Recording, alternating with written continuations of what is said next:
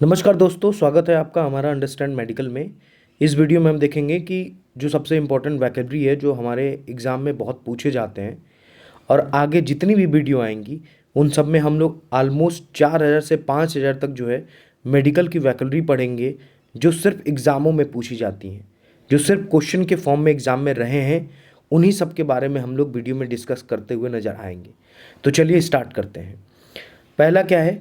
पहला है ABCD scoring system. ये क्या होता है? ये एक टूल है जो स्ट्रोक रिस्क को एसेस करने में मदद करता है। इसमें 4 फैक्टर होते हैं, जैसे एज हो गया, ब्लड प्रेशर हो गया, और क्लिनिकल फीचर हो गया, और ड्यूरेशन हो गया। ये चारों फैक्टर जो है ये अलग अलग यहाँ से पॉइंट दिए जाते हैं कि पेशेंट को कितना चांस है कि उसको स्ट्रोक होने के चांसेस कितना बढ़ जाएगा। ये पॉइंट डिसाइड करेंगे कि पेशेंट को जो है स्ट्रोक होगा कि नहीं होगा। अगर पेशेंट की ज़्यादा एज रहेगी तो रिस्क ज़्यादा रहेंगे।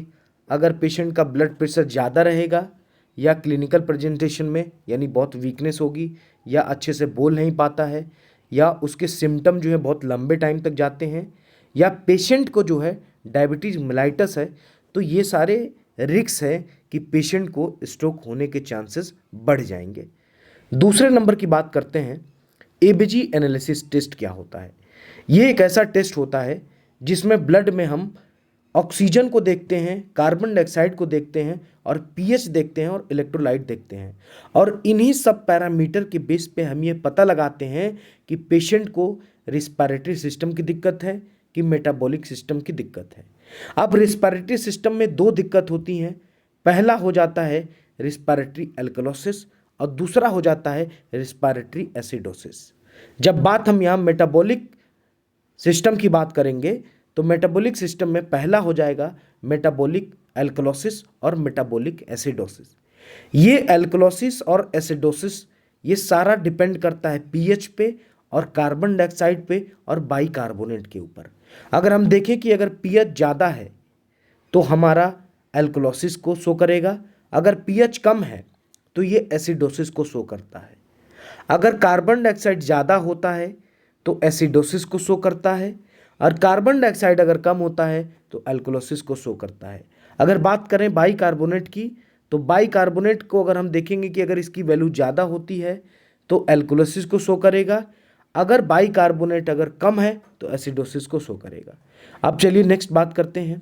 तीसरा, एब्डोमिनल परफोर्मेशन। एब्डोमिनल परफोरेशन का मतलब होता है कि किसी भी हिस्से में, चाहे पेट के अंदर हो, छेद हो जाता है। अब जब पेट में छेद होगा तो किसी भी ऑर्गन की वजह से हो सकता है, या तो स्टमक में हो सकता है, या इंटेस्टाइन में, या अपेंडिक्स में हो सकता है। ठीक है, ये कंडीशन जो होती है, पेट के अंदर का जो भी हिस्सा है वो बाहर लीक होने लगता है, जैसे फ्लूइड है, ठीक है, वो बाहर लीक आउट होने लगेगा। तो अगर लीक आउट होगा तो पेशेंट को इन्फेक्शन होगा, और जब इन्फेक्शन होगा तो उसको कॉम्प्लिकेशन होने लगेगा। ठीक है, तो ये मतलब हुआ एब्डोमिनल परफोरेशन का। अगर कोई पूछेगा कि अगर सवाल आता है क्लिनिकल सिनेरियो बेस पर, तो हम कैसे समझेंगे कि ये एब्डोमिनल परफोरेशन का है, तो आपके सामने दिया जाएगा कि कोई भी एक आदमी है, 65 साल उम्र है, उसको एब्डोमिनल पेन होता है, और पास्ट जो भी 6 घंटे से एब्डोमिनल पेन हुआ है, और उसकी जो बीपी है 89/50 mmHg है, और रिस्पिरेटरी रेट जो है वो 24 प्रति मिनट है, और ऑक्सीजन सैचुरेशन 92 से फॉल हो रहा हो, तो आप ये मान सकते हैं, क्योंकि ब्लीडिंग हो रही होगी अंदर, तो ये मान सकते हैं, आप सस्पेक्ट कर सकते हैं कि ये हो सकता है कि आपका जो है एब्डोमिनल परफोरेशन के चांसेस हैं। अगला बात करते हैं एब्जशन नर्व पाल्सी। ये वो कंडीशन होती है जो हमारी आई मूवमेंट जो है वो कंट्रोल नहीं होती है, यानी इसमें पैरालिसिस या वीकनेस हो जाता है। इसमें पैरालिसिस या वीकनेस हो जाता है। इसमें एक आई का मूवमेंट कंट्रोल करने में दिक्कत होती है, और वो दिक्कत वहाँ होती है जहाँ पे इफेक्टेड आई है, उस एरिया में जब मूव करना चाहेंगे तो वो मूव नहीं होगी। यानी जब मूव करने के लिए आप आँख को रोटेट करेंगे तो आपको प्रॉब्लम होना स्टार्ट होने लगेगी।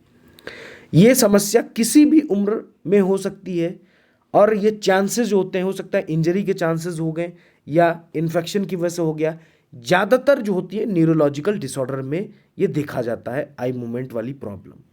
अगर सवाल आएगा कि आपको कैसे पता चलेगा कि ये जो है नर पालसी की बात हो रही है, यहाँ भी सेम पेशेंट को दिया जाएगा कि पेशेंट 65 साल का है, हाइपरटेंशन है और उसको सडन हुआ, वीकनेस हुआ और उसके राइट साइड में और फेस के आर्म में जो है प्रॉब्लम होना स्टार्ट हुआ उसकी बॉडी में के अंदर, तो आप थोड़ा सा सस्पेक्ट करेंगे कि हो सकता है कि एब्डक्शन नर्व पाल्सी होने के चांसेस हैं।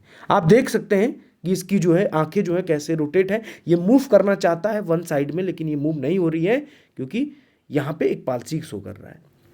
अब लास्ट बात करते हैं, एबॉर्शन की बात करते हैं। एबॉर्शन क्या होता है? ये एक प्रोसेस होता है जिसमें प्रेगनेंसी को इंटेंशनली टर्मिनेट किया जाता है। इस कारण जो भी कारण हो सकता है, या तो मेडिकली हो सकता है या इंसान पर्सनली रीजन हो सकते हैं, वो डिपेंड करता है उसकी कॉम्प्लिकेशन पे, ठीक है। तो ये एबॉर्शन होता है। एबॉर्शन में हम इंटेंशनली जो है टर्मिनेट कर रहे हैं। दो चीज़ें हो सकती हैं, या तो हम मेडिकली उसको टर्मिनेट कर रहे हैं या तो हम सर्जिकली कर रहे हैं, ठीक है। यानी यहाँ पे अनवांटेड प्रेगनेंसी को हम हटा रहे हैं, यानी आप प्रेगनेंसी नहीं चाह रहे थे तो आप उसको रिमूव कर रहे हो, यानी उसको आप टर्मिनेट कर रहे हो, तो इसको हम क्या कहेंगे? एबॉर्शन कहेंगे। एबॉर्शन अलग अलग तरीके से होता है, बता चुका हूँ। मेडिकल एबॉर्शन यानी जो दवा के इस्तेमाल से होता है, और सर्जिकल यानी कि आप जो है सीजर वगैरह जो भी कट करके आप करेंगे। आप देख सकते हैं सामने कि एक छोटा सा एम्ब्रियो है, आप उसको देख रहे हैं कैसे यहाँ से आप रिमूव कर रहे हैं। तो ये रहा हमारा आज का, ठीक है। और जितनी भी नेक्स्ट वीडियो आएंगी उनमें हम एक एक चीज़ को हम लोग अच्छे से समझेंगे। ये सारा चीज़ मैं जितना भी आपका एग्ज़ाम आने वाला है डीएसएसबी का, ईएसआई का और आरआरबी का है, आप तैयार हो जाइए क्योंकि इसी में आपको सिलेक्शन लेना है। और अगर बहुत सारे क्वेश्चन होते हैं जो आपको मेडिकल वर्ड पता नहीं होते हैं, क्वेश्चन गलत कर देते हैं। सिंपल क्वेश्चन पूछता है, उसका मतलब हमको पता नहीं होता है।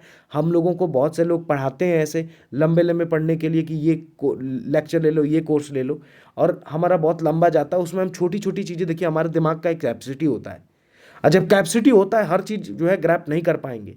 ये 15 GB या TB जो भी आप अपने ब्रेन को मान लें, उसकी कैपेसिटी होती है। एक टीचर होता है, वो एक सब्जेक्ट में बहुत मास्टरी रहता है, वो बोलता है आपको ये याद हो जाएगा, वो याद हो जाएगा, पर जो स्टूडेंट होता है उसको हर एक सब्जेक्ट उसके अंदर डालना है। आप 15 TB बोल दीजिए अपने दिमाग को, या 15 GB बोल दीजिए, आपको सारा डेटा डालना है। तो आपके पास कुछ ऐसा की पॉइंट और शॉर्ट पॉइंट होना चाहिए जो आपके दिमाग में हमेशा घूमता रहेगा। तो मेरी यही आपसे कोशिश रहेगी कि मैं ऐसे ही आपको वीडियो लाऊंगा, और उम्मीद है कि आपको ये बहुत पसंद आएगा और बहुत अच्छा जो है हम लोग जितनी भी वीडियो कवर करेंगे, मैं दावा के साथ कह रहा हूँ कि आपके मार्क्स जो है बहुत अच्छे आएंगे और आपका सिलेक्शन इसी साल होगा 2024 में। तो चलिए 2024 में ही सिलेक्शन लेना है, आपको भी एक संकल्प लेना है। और अगला वीडियो में हम लोग वेट करेंगे कि हमारे कौन से टॉप 10 जो वैकेलरी होंगे वो सिर्फ क्वेश्चन के ही उठाए जाएंगे, बाहर का कुछ नहीं उठाया जाएगा।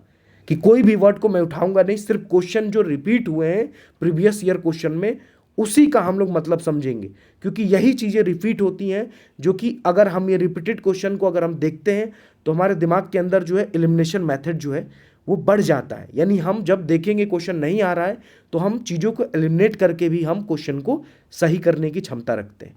तो चलिए मिलते हैं नेक्स्ट वीडियो में।